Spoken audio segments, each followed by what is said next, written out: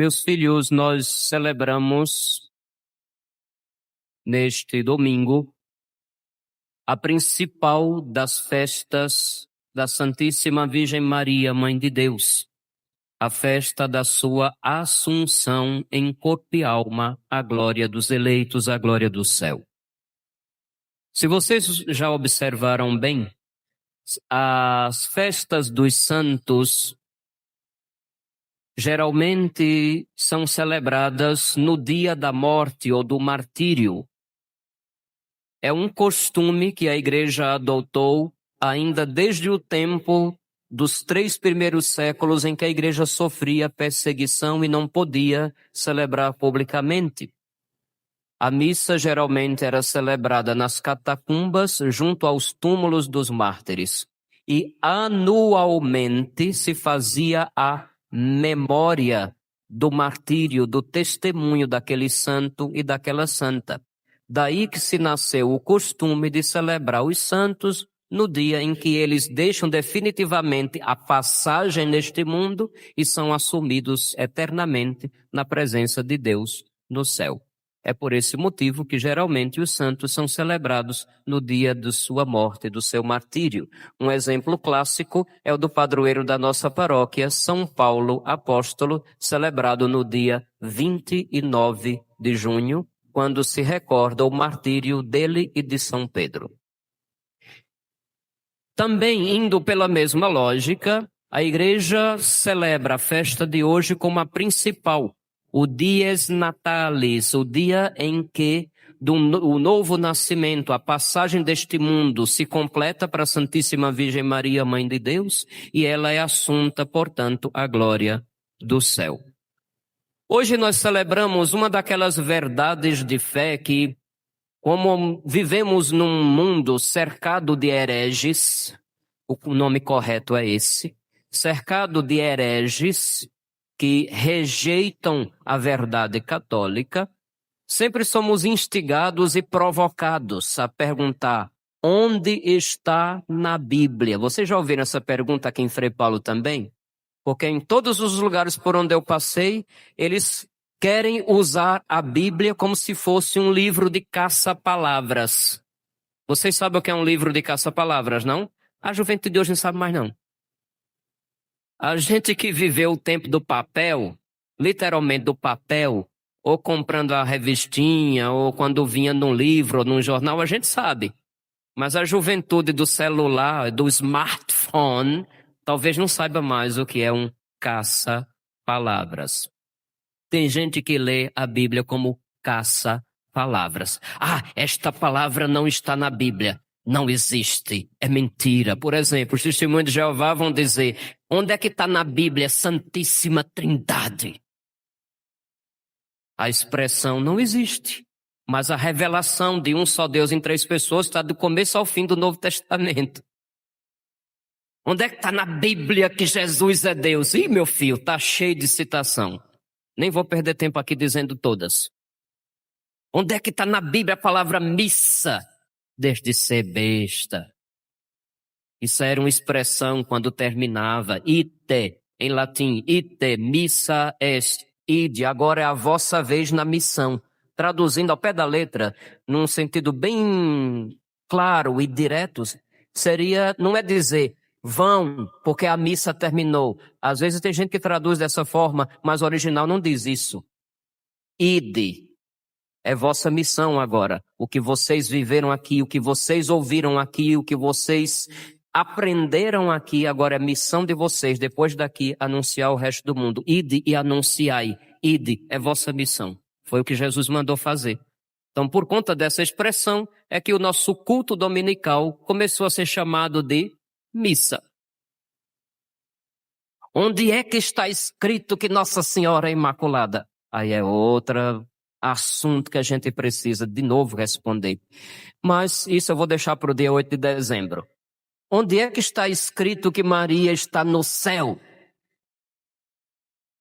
Se você respeitosa, como se fosse um caça-palavras, você logo vai começar a pensar igual a eles e vai abandonar a verdade. O católico é chamado a ler a Sagrada Escritura com inteligência. E não como quem busca palavras-chave. Com inteligência. Escutem. Partimos de um princípio. Quem é o nosso Salvador? Nosso Senhor Jesus Cristo. Único e irrepetível e insubstituível e nada de fazer troca com outro. Cristo é que nos salva. Ele que nos dá o céu. Ele nos dá o céu. Como é que Cristo nos salva? Ele nos redime. O que é redimir? A palavra redimir, de redenção, vem assim: eu pagar o preço de um resgate para ter de volta aquele ou aquela que já não tenho mais comigo. Ter de volta comigo a pessoa que eu perdi. Redenção é isso. Não é nem tanto ter de volta a coisa que eu perdi, é ter de volta a pessoa. Por exemplo, naquele tempo que havia guerras e havia escravidão, os vencidos geralmente eram escravizados.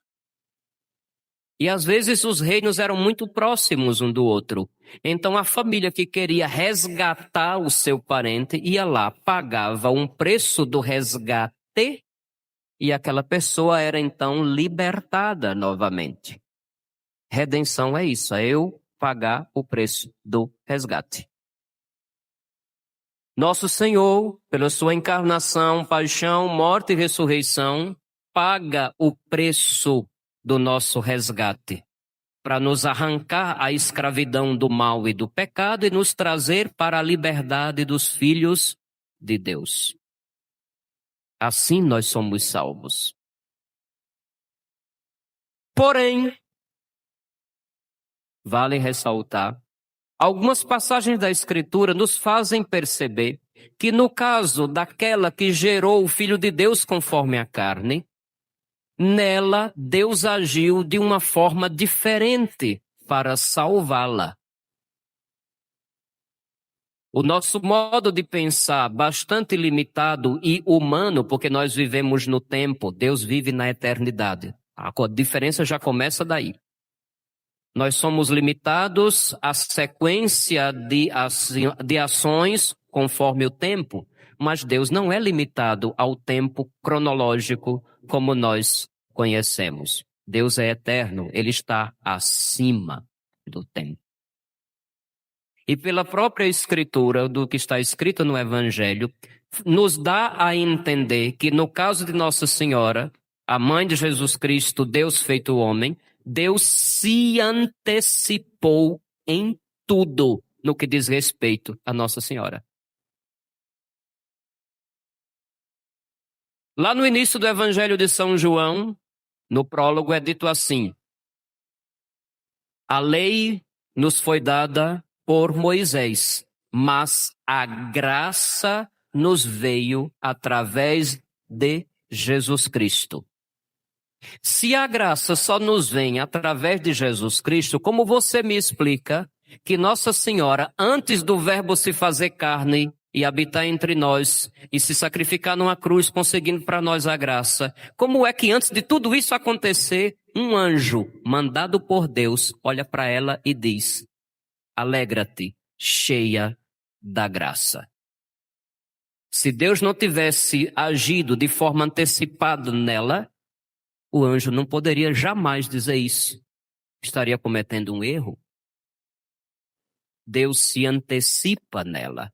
A redenção, a salvação, que para nós é curativa, no caso de Nossa Senhora é preventiva. E isso tudo a gente vai recordar com mais profundidade no 8 de dezembro. Festa da Imaculada Conceição.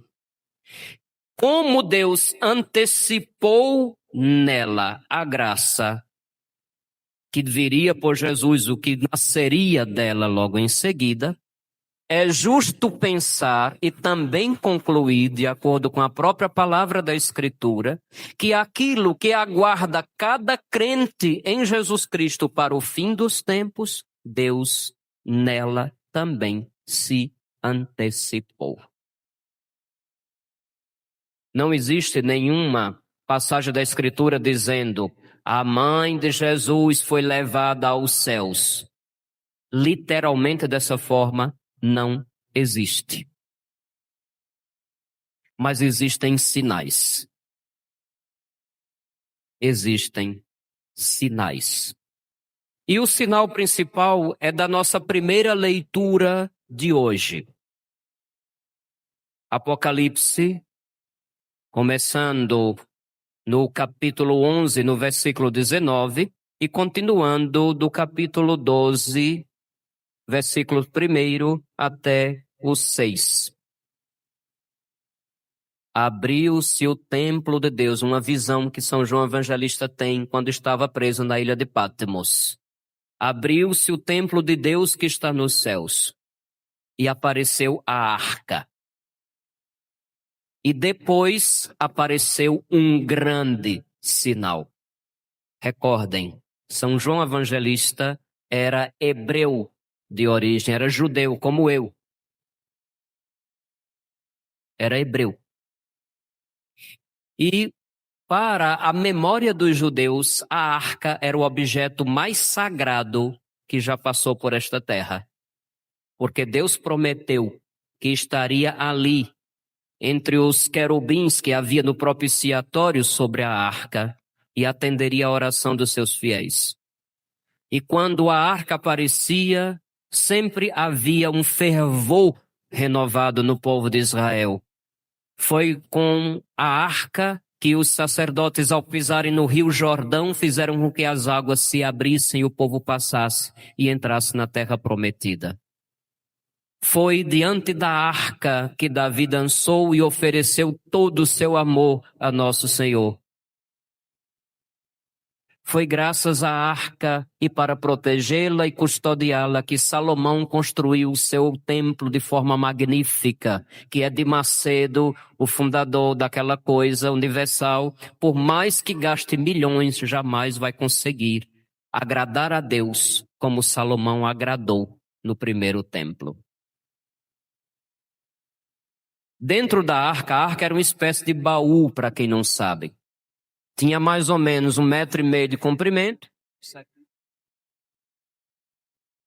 umas larguras, e dentro deste baú, revestido de ouro por dentro e por fora, eram guardadas as tábuas da lei, uma porção do maná, a ponta do cajado florescido de Arão, o sacerdote, e por um tempo chegou a custodiar a serpente de bronze.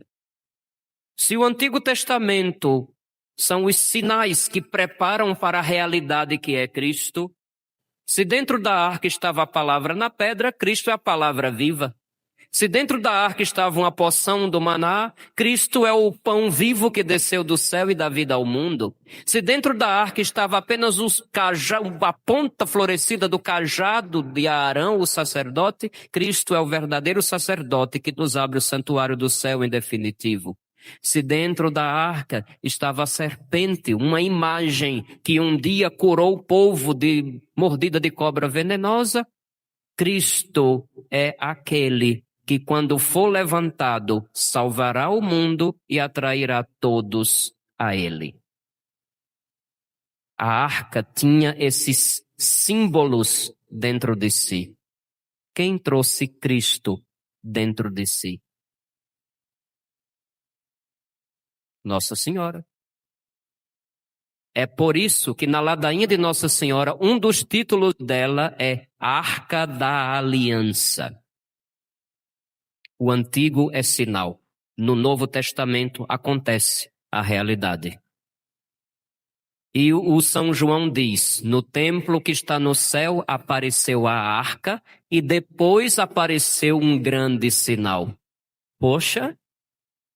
Se para um hebreu o grande sinal era a arca, então apareceu um sinal maior do que a arca, mais importante do que a arca. A arca era santa, Maria é santíssima, porque carregou dentro do seio dela a realidade, enquanto que a arca só carregava os sinais. Não tem mais o que dizer. Usa lógica. Se é dever dos filhos honrar os pais, inclusive previsto num dos mandamentos da lei de Deus, aquele que deve cumprir a lei de forma perfeita, honrou melhor e mais perfeitamente a sua mãe. Amou de forma mais perfeita e integralmente, como jamais um filho amou a sua mãe. É digno, é justo, porque é próprio de um filho honrar pai e mãe. E não haveria de ser diferente com o Filho de Deus. João viu o sinal. Uma mulher vestida de sol, se ela já antes da encarnação já era cheia de graça, imagine a partir do momento que o Verbo se fez carne para habitar entre nós. Maior ainda resplandeceu. Cristo diz, eu sou a luz do mundo. Ela estava contendo em si a luz do mundo. A luz do mundo é infinitamente mais forte do que a luz física do sol. Tinha a lua debaixo dos pés. A lua é a volubilidade, é símbolo daquilo que muda permanentemente. Se ela subjugou a lua embaixo dos pés, significa que em Maria toda a perfeição que se espera de uma criatura chegou ao seu ponto máximo. Não precisa mudar mais nada. Toda a vaidade, tudo aquilo que é passageiro, ela já havia superado. A lua é símbolo do que está constantemente mudando com as suas fases. A lua debaixo dos pés, portanto, significa isso. Aquela mulher vestida de sol já tinha tudo que um filho ou uma filha de Deus precisa. Acabou, não precisa fazer mais nada. Coroada de 12 estrelas, o melhor fruto do povo de Israel. Lembra que o povo de Israel era um povo formado por 12 tribos. E o novo povo de Deus começa com os 12 apóstolos. Aquela mulher também símbolo do povo de Deus, que sendo já no Novo Testamento é a igreja. E em Maria já se vê a origem e o fim da igreja de Jesus Cristo. A gente começa a ser igreja quando a gente é batizado. Eu gosto quando eu faço os batismos, no final, beijar a mão das crianças. No tempo da pandemia era mais complicado, porque o povo ficava, ai meu Deus, vai contaminar. O povo besta. Mas tem de tudo, né, nesse mundo. Por quê? Porque a criança recém-batizada, além de ser um inocente, humanamente falando, naquele momento é um santo, que foi libertado do mal, do pecado. Verdade. A origem da igreja começa com a graça, começa com a santidade. E o fim da igreja, a nossa meta, o para onde caminhamos, também termina em santidade. E mais ainda, o fim é aquela santidade onde não somente a graça age, mas onde o ser humano colabora de tal forma que cresce e se aperfeiçoa cada dia com a ajuda de Deus.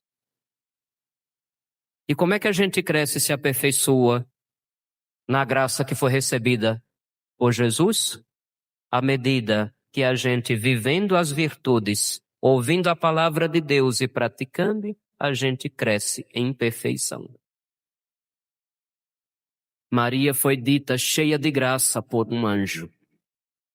Maria foi chamada Mãe de Deus pelo Espírito Santo pela boca de Isabel. A mãe do meu Isabel ficou cheia do Espírito Santo e disse como?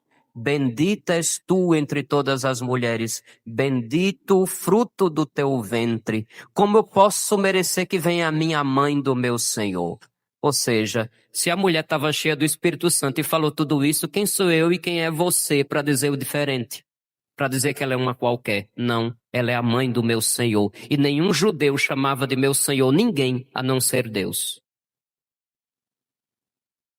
A mãe do meu Senhor é o Espírito Santo, que pela boca de Isabel proclama uma verdade. O Filho é Deus feito homem. ela, portanto, é mãe de Deus. E, portanto, um filho que é Deus, que tinha dado no passado a lei que dizia: honra teu pai e tua mãe, para que tu tenhas longos dias na terra que o Senhor teu Deus te vai dar.